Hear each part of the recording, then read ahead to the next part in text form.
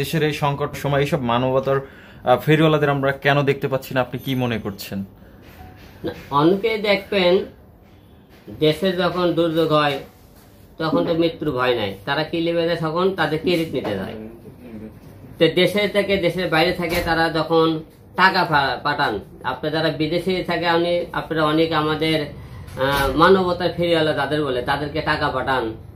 আজকে আপনাদের মা বোন ভাইয়ের গায়ে তখন হাত দিল, সেই মানবতার ফেরিওয়ালা তারা ঘরে চুপ কেন? তারা কি সারা ক্যামেরার সামনে আসার জন্য আপনাদের সামনে টুকরালে যায় যে আমরা পানি দিচ্ছি, খাবার চাল দিচ্ছি, আমরা গম দিচ্ছি, মুড়ি দিচ্ছি? আপনারা এই যে এত বড় একটা আন্দোলন হয়ে গেল যে যারা আপনারা মানবতার ফেরিওয়ালারা আছেন তাদেরকে আপনারা এই টাইমে আপনার পানি নিয়ে যাওয়া দেখলাম না, তাদের পাশে দাঁড়ান দেখলাম না, আপনার ছাত্রদের পাশে একজনও কিন্তু দেখলাম না।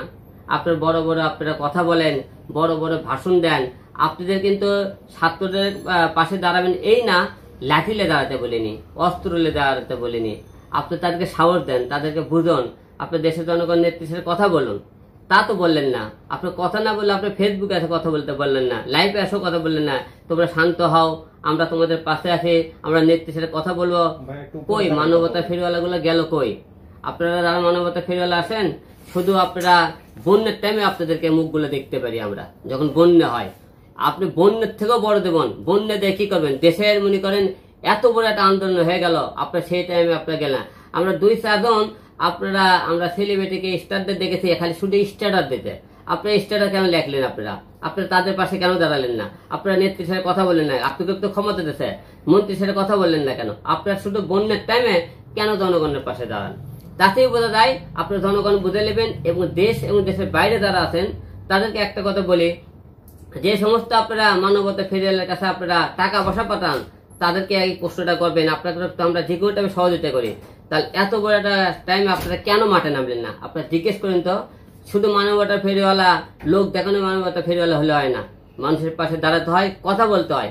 আপনাকে মানবতা ফেরিওয়ালা তখনই বানাবে যখন প্রতিটি কাজে তাদেরকে পাশে পাবে।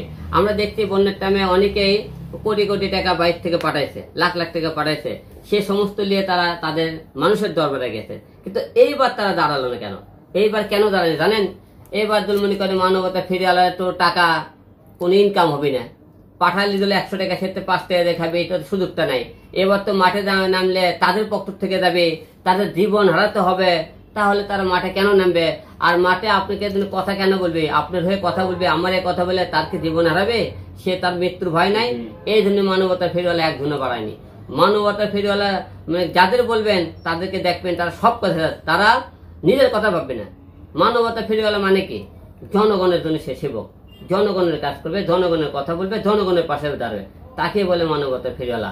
আপনারা লোক দেখানো ফেরিওয়ালা বন্ধ করে জনগণের পাশে দাঁড়ান। কারণ আজকে আপনার ছেলে মনে করেন এই নীরবতার কারণে একটি মায়ের বুক খালি হতে, আপনি কোনো ভাবতেও পারবেন না। আপনার চুপের কারণে আপনার সন্তানও একদিন আপনার বুক খালিয়ে চলে যেতে পারে।